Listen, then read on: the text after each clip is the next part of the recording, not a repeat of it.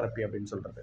இந்த ஃபிசியோதெரப்பியை பொறுத்த வரைக்கும் முக்கியமாக என்னென்ன மாதிரியான ட்ரீட்மெண்ட்லாம் இதில் கொடுக்குறாங்க அப்படின்னா, முக்கியமாக வந்து ஒரு நீ ரீப்ளேஸ்மெண்ட் சொல்லுவாங்க பாருங்கள், அதாவது மூட்டு மாற்று அறுவை சிகிச்சை. அந்த மாதிரி ஒரு அறுவை சிகிச்சை செஞ்சுட்டாங்க அப்படின்னா, அதுக்கப்புறம் இதயத்தில் வந்து இதயத்தில் இருக்கக்கூடிய பிரச்சனைகளை சரி செய்யறதுக்காக ஓப்பன் பைபாஸ் சர்ஜரி செய்வாங்க.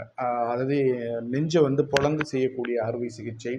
அதுக்கப்புறம் வேற ஏதாவது எலும்புல ஒரு ஆக்சிடென்ட் ஆயிடுச்சு, ஒரு பெரிய ஆக்சிடென்ட் ஆயிடுச்சு, தொடை எலும்பு, கை கால் எலும்புலாம் வந்து உடஞ்சிருச்சு அப்படின்னு சொன்னால், அந்த ஆப்ரேஷனுக்கு அப்புறம் அதே மாதிரி ஒரு இடுப்பில் வந்து இடுப்பில் வந்து ஒரு இடுப்பில் வந்து அந்த பால் வந்து இருக்கும். ஒரு பால் மாதிரி இந்த ரொட்டேஷனுக்குலாம் யூஸ் பண்ணுறது, அடக்ஷன் அப்டக்ஷன் மீடியல் ரொட்டேஷன் இது மாதிரிலாம் யூஸ் பண்ணுற நம்ம அந்த மாதிரி விஷயங்களில் யூஸ் பண்ணுறதுக்கான சில எலும்புகள் வந்து ஜாயிண்ட் இருக்கும். அந்த ஜாயிண்டில் ஏதாவது பிரச்சனை அதுக்கு ஆப்ரேஷன் பண்ணுவாங்க. இந்த மாதிரி ஏதாவது ஒரு வகையில் ஒரு ஒரு ஒரு ஆப்ரேஷன்